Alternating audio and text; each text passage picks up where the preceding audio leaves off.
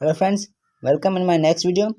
तो फ्रेंड्स, आज की इस वीडियो में हम सीखेंगे light dependent reaction of photosynthesis.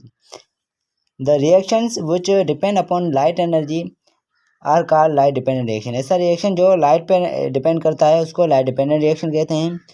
Of these reactions take place in thylakoid membranes. ये रिएक्शन जो परफॉर्म कहाँ होता है? थायरोक्लाइड मेम्ब्रेन्स में परफॉर्म होता है। Where photosynthetic pigments are arranged into clusters called photosystem. यहाँ पर जो फोटोसिंथेसिस के जो क्लस्टर्स होते हैं वो अरेंज्ड होते हैं और इस सारे प्रोसेस को फोटो सिस्टम कहते हैं। There are two types of photo system. Photo system के दो टाइप्स होते हैं, एक फोटो सिस्टम आई और दूसरा photo system double I. Process of light dependent reaction start from photosynthesis I. जो फोटोसिंथेसिस का प्रोसेस होता है वो पहले फोटो सिस्टम डबल आई से स्टार्ट होता है, उसके बाद वो फिर इस फोटो सिस्टम आई में जाता है। यहाँ पर ये जो एमसीक्यू में भी आता है कि लाइट डिपेंडेंट रिएक्शन कहाँ से शुरू होता है, तो वो फोटो सिस्टम डबल आई से शुरू होता है। यहाँ पर आप ग्राफ में देख सकते हैं फोटो जो होता है फोटो सिस्टम वो कहाँ से स्टार्ट हो रहा है, फोटो सिस्टम डबल आई से स्टार्ट हो रहा है। यानी लाइट एनर्जी जो है वो फोटो सिस्टम डबल आई पर पड़ रही है, उसके बाद जो सारा यहाँ पर प्रोसेस होकर फोटो सिस्टम सिंगल आई में जा रहा है। ये लाइट डिपेंडेंट ऑफ फोटोसिंथेसिस का जो ग्राफ आप यहाँ पर बना हुआ है। उसके बाद आता है क्लोरोफिल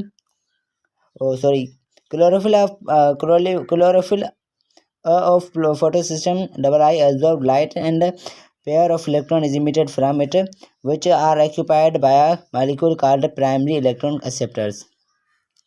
जब ये कहता है कि जब light energy photo system double आई पे पड़ती है तो इसमें से दो इलेक्ट्रॉन जो होते हैं वो बाहर निकल जाते हैं और प्राइमरी इलेक्ट्रॉन एक्सेप्टर्स वो कहलाते हैं। यहाँ पर देख सकते हैं ग्राफ में दो इलेक्ट्रॉन जो है वहाँ पर दिखाई दे रहे हैं। ये दो इलेक्ट्रॉन फोटो सिस्टम डबल आई से निकलते हैं जब लाइट एनर्जी क्लोरोफिल पे पड़ती है।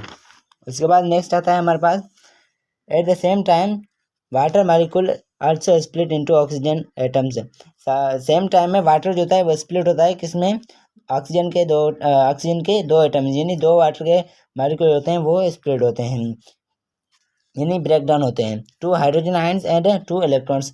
इसमें दो ऑक्सीजन में, दो हाइड्रोजन आयंस में और दो इलेक्ट्रॉन्स में जो स्प्लिट हो जाते हैं। Splitting of water take place to compensate the electron loss of light affected chlorophyll of photosystem double I and is called photolysis of water।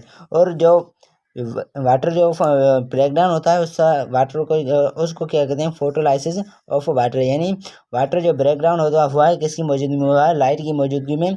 Light यानी फोटो मीन्स के लाइट लाइसिस मीन्स के break down. In light की मौजूदगी में water की break down हो तो उसको फोटोलाइसिस ऑफ वाटर कहते हैं। उसके बाद यहाँ पर लिखा है oxygen is release out of leaf through stomata. Photosynthesis के प्रोसेस में ऑक्सीजन जो होती है वो स्टोमेटा के जरिए रिलीज हो जाती है। Electron pair from primary electron acceptor pass through a chain of molecule called electron transport chain. और जो इलेक्ट्रॉन होते हैं वो इलेक्ट्रॉन ट्रांसपोर्ट चेन के जरिए बाहर निकल जाते हैं। Electron passing through ATC gradually release energy which is used for ATP synthesis. जो इलेक्ट्रॉन पास आउट होते हैं इलेक्ट्रॉन ट्रांसपोर्ट चेन से उसको क्या कहते हैं? ATP synthesis. यानी उसकी जो पासिंग होते हैं उसमें से ATP जो एनर्जी होती है वो ATP के फॉर्म में सिंथेसाइज हो जाती है। Light also act on photo system I which also gives out an electron pair. ये कहता है कि लाइट जो होता है वो फोटो सिस्टम आई के लिए, यानी फोटो सिस्टम सिंगल आई के लिए भी रिक्वायर होती है और उसमें भी दो इलेक्ट्रॉन के दो पेयर से वो निकलते हैं। These electrons are to hydrogen of water reduce NADPH to NADPH।